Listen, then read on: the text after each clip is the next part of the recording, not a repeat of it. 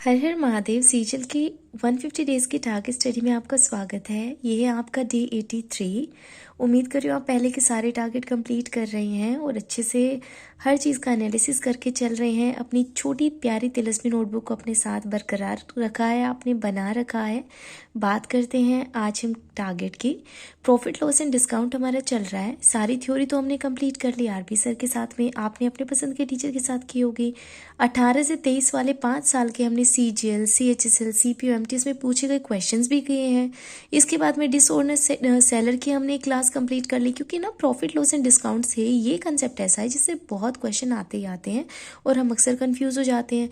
55 question हमने practice भी किए इस दौरान अपनी बुक से।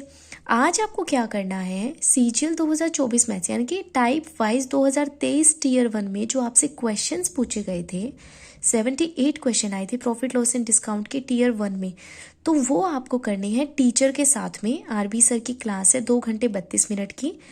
आपको क्या पता चलेगा वहाँ पे, एक तो आपको परसेप्शन पता चलेगा कि क्वेश्चन को देखने का नज़रिया क्या होना चाहिए, उसको सोल्व कैसे करना है, और फिर आप साथ में खुद भी ट्राई करना और नोट डाउन कर लेना अगर कोई कंसेप्ट नया लगता है या फिर आपको लगता है कि अरे यार ये तो हमें पता ही नहीं था, ये तो हमें आना चाहिए, या तो ये हमें पता था, अरे ये तो दिमाग ही नहीं चला, गलत हो गया हमसे, या कोई भी फॉर्मूला ऐसा होता है तो उसको नोट डाउन कर लेना। कहाँ पर? तिलस्मी नोटबुक में। और आप ट्राई करना कि आप इन क्वेश्चंस को करें। 78 में से कम आपके 50 क्वेश्चन तो बनने ही चाहिए।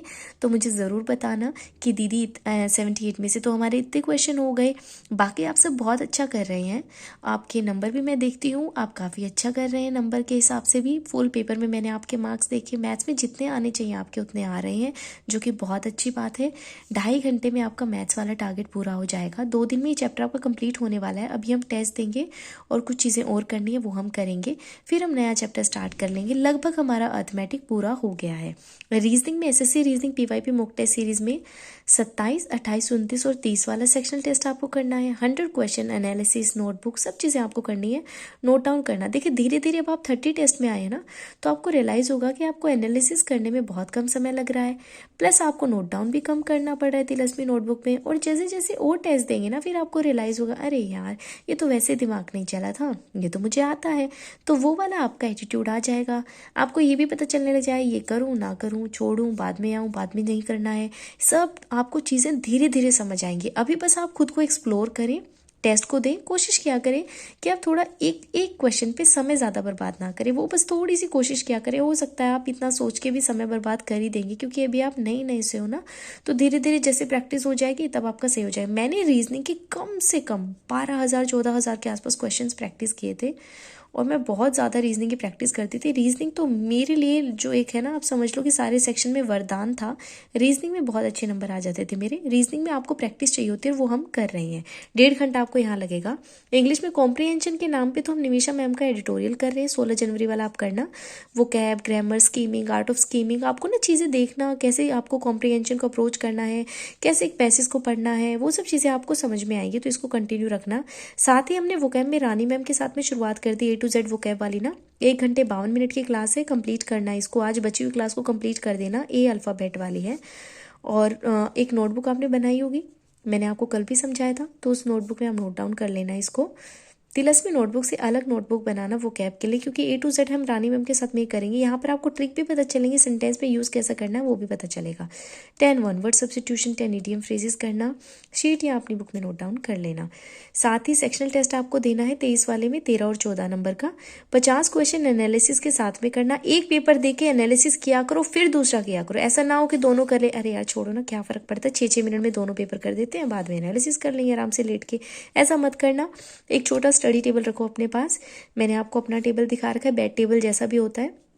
चाहे नीचे चटाई बिछाकर बैठ जाओ, आपके पास अगर टेबल नहीं है तो, टेबल चेयर पे कंफर्टेबल नहीं होता तो नीचे आराम से चटाई बिछा लो, उस पर बैठ जाओ और फिर अपना टेबल रखो और फिर उस तरीके से टेस्ट दो। ऐसा ना हो पसर के टेस्ट दे रहे हो, भैंसे की तरह फैले हुए और फिर टेस्ट देने लग गए, कभी हिनहिना रहे हो, कभी उधर जाके कुछ खा रहे हो, खाते खाते किचन में चले गए हो, वहाँ पे जाके अरे टिक्की तो लगाना है, क्या फ़र्क पड़ता है। ऐसा एटीट्यूड मत रखना। जब भी चाहे आप एक छोटा से छोटा टेस्ट दे रहे हो, आपका जो है बैठने का तरीका सही होना चाहिए। आप टेस्ट के हिसाब से उसको देख, एक थोड़ी सी ना तरीका होता है, एटिकेट्स होते हैं, तो वो आप बना के रखो टेस्ट देते हुए। अगर आप सीरियसली लोगे इन छोटी छोटी चीज़ों को तो ही आपको एग्जाम भी सीरियसली ले पाएगा। तो आप इस हिसाब से करें, 2.5 घंटा आपको इंग्लिश में लग जाएगा। जीके में, स्टैटिक में, बायोलॉजी 12 घंटे वाली प्लेलिस्ट करें ना, 12 वीडियो वाली हम परमार एसएससी की। आज आप एनिमल किंगडम करना, एनिमल किंगडम से काफ़ी क्वेश्चन आ जाते हैं, तो इसके लिए आज आपको सिर्फ एनिमल किंगडम करना है। 44 मिनट की क्लास है, ध्यान से समझना। और CHSL 2023 के सेक्शनल टेस्ट 6 और 7 आपको करना है। 50 क्वेश्चन विद एनालिसिस करना, 1.5 घंटा आपको यहाँ लगेगा। कैलकुलेशन में रेमो सर के साथ में पार्ट 19 20 वीडियो है, कल ये कैलकुलेशन आपकी कंप्लीट हो जाएगी। कंपैरिजन ऑफ फ्रैक्शन की एक वीडियो तो हमने पहले देख ली थी, ये नई वाली वीडियो है। 1 घंटे 10 मिनट की क्लासेस को कंप्लीट करना, ध्यान से समझना, स्पीड एडजस्ट कर लेना। और देखिए ये जो पार्ट है ना, कंपैरिजन ऑफ फ्रैक्शन, ये बहुत ज़्यादा इंपॉर्टेंट है, क्योंकि ये आपको CISI में बहुत काम आएगा। CISI जो है ना टफ नहीं है, पर कैलकुलेशन इतनी ज़्यादा होती है ना एग्जाम में, पता है इतना दिमाग तो वैसे ही ख़राब हो जाता है। एक तो आप स्क्रीन पे देख रहे हो, इसके बाद में आप इतना स्क्रोलिंग में आपका टाइम जाता है, टाइम वैसे ही निकल रहा होता है, पेपर में घोच पोच कर रखा हो, कभी कोई क्वेश्चन कभी कोई क्वेश्चन, और लगातार 2-3 क्वेश्चन ना हो और उसके बाद CISI का क्वेश्चन आ जाए जो कि इतना कैलकुलेटिव, आप समझ सकते हो, आपका मानसिक संतुलन ही खराब हो जाएगा। आप सोचोगे अरे यार 4 क्वेश्चन तो हुए नहीं, ऊपर से ये क्वेश्चन आ गए, ये भी नहीं हुआ। अब 30 क्वेश्चन में से अगर इंसान के 5 क्वेश्चन नहीं बन रहे हैं, मैं मीन्स की बात कर रही हूँ, तो सोचो क्या बीतती होगी, है ना। तो आपको ये सब चीज़ें भी धीरे धीरे सीखनी है। ऐसा नहीं होगा कि ये ट्रिक यहाँ से सीख लोगे तुरंत ही जाके एग्जाम में लगाने बैठ जाओगे, कभी भी नहीं होगा। जब तक प्रैक्टिस नहीं करोगे, जब तक खुद से नहीं करोगे, बिल्कुल भी नहीं होगा। जैसे जैसे अब देखो हमने यहाँ पे क्या क्या किया है, 55 क्वेश्चन प्रैक्टिस किए हैं, टीचर के साथ में भी सीख रहे हैं, अब टेस्ट भी देंगे। तो धीरे धीरे इन सब चीज़ों से क्या होगा ना, आपको एक कॉन्फिडेंस आएगा और आप सीखना शुरू कर दोगे, और फिर आपका अपने आप दिमाग चलेगा। जितने क्वेश्चन सोल्व करोगे अपने आप, अरे यार इसमें तो ये लगना है 1/3 आ जाएगा, अरे यार इसमें तो 7/9 आ जाएगा, इसमें ये आ जाएगा, अपने आप आपका दिमाग चलेगा, दौड़ेगा एकदम से, आप आराम से सारे क्वेश्चन करोगे। तो वो चीज़ धीरे धीरे आप में बिल्ड हो जाएगी। तो आप इसको भी कंप्लीट कर लेना। पूरा टारगेट 9 घंटे का है। कोई भी डाउट है, प्रॉब्लम है, तो मुझे कमेंट्स में बताना। एक कमेंट मेरे पास बहुत कॉमन आता है कि दी हम तो लेट हो गए, ऑलरेडी 82 डेज़ के टारगेट हो चुके हैं, क्या हम अभी से स्टार्ट कर सकते हैं। देखिए देर आए दुरुस्त आए, बिल्कुल आप लेट नहीं हो। आप देखेंगे, अगर आप टारगेट वीडियोस देखेंगे तो आपको रियलाइज़ होगा कि हम बहुत स्लोली कर रहे हैं। मैथ्स के टारगेट बहुत धीरे कर रहे हैं, इंग्लिश के टारगेट धीरे कर रहे हैं। तो आप क्या करो, आप थोड़ा स्पीड बढ़ा लो। जिस चैप्टर में जैसे हमने प्रॉफिट एंड लॉस को जो परसेंटेज था उसको 15 दिन दिए थे, 15 दिन की ज़रूरत ही नहीं है आपको। आप क्या करो, इसको 3 दिन 4 दिन में ख़त्म कर दो, और आप कर सकते हो ऐसा। ये चैप्टर टफ नहीं है, बस हमने इसको समय दे दिया क्योंकि एक बेस के तरीके से काम कर रहा था। आप इसको आराम से निपटा सकते हो। मैंने आपको थोड़ा आराम से समय दिया। इस चैप्टर में आपको 5 से 6 दिन से ज़्यादा लगने ही नहीं थे, हमने 15 दिन का टाइम दिया है, सोचो आप। तो आप हर चीज़ को कर सकते हो। अगर आप आज भी ये वीडियो देख रहे हो तो आज से भी आप शुरू करोगे तो आराम से कंप्लीट हो जाएगा। लेकिन आपको पढ़ना पड़ेगा एफिशिएंटली। ऐसा ना हो कि पढ़ने बैठ रहे हैं फिर फ़ोन चलाने लग रहे हैं, दिमाग कहीं और गया हुआ है, शरीर कहीं और फैला हुआ है बेड के ऊपर, कॉपी कहीं और फैली हुई। ये सब एटीट्यूड नहीं रखना है। पढ़ो तो पढ़ो, फ़ोन चलाओ तो फ़ोन चलाओ, खाओ तो खाओ, सो तो सो। जो चीज़ जिस वक्त कर रहे हो उस वक्त करो, दिमाग उसी में होना चाहिए। ऐसा ना हो दिमाग यहाँ है कर कुछ और रहे हो, ऐसा बिल्कुल भी मत करना। अगर आप सही ऑनेस्टी के साथ आज से भी शुरू करेंगे तो बिल्कुल आपका एग्ज़ाम होगा, 100% होगा। एज अ गाइड मैं आपको बता रही हूँ, आप बिल्कुल कर सकते हैं।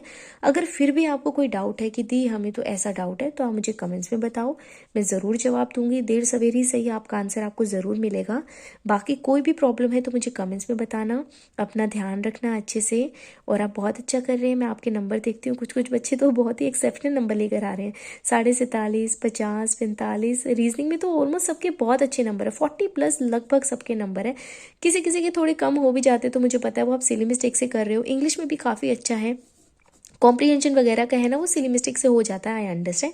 बाकी आप सबका बहुत अच्छे नंबर आ रहे हैं। मैथ्स जीके में आप 12.5 नंबर लेकर आ रहे हो, बताओ। 12.5 15 नंबर आ रहे हैं, 8.5 12.5 15। इस हिसाब से जैसी प्रिपरेशन अभी हमने की है ना विदाउट रिवीजन, अभी तो हमने कुछ पढ़ा नहीं है। अभी आप जब पढ़ लोगे तब आपके आराम से 30 प्लस आपके नंबर आने शुरू हो जाएंगे। और बाकी अगर पेपर ही ऐसा घिनौना पेपर आ रहा है कि सब बच्चे परेशान हैं, फिर तो आपको उसमें और भी टेंशन फ्री होना चाहिए, क्योंकि उसके नंबर तो सबको मिलेंगे। बाकी आप इतना पढ़कर अभी अगर 12.5 15 नंबर लेकर आ रहे तो बहुत अच्छी बात है। I am proud of you, आप बहुत अच्छा कर रहे हैं। ऐसे कंटिन्यू रखिए और हिम्मत बनाकर रखें। जहाँ आपको लगे कि अरे बहुत ज़्यादा हो रहा है तो थोड़ा ब्रेक दें खुद को, मूवी देख लें, अच्छा खा पी लें, आपको अच्छा लगेगा। अपना ध्यान रखना। हर हर महादेव।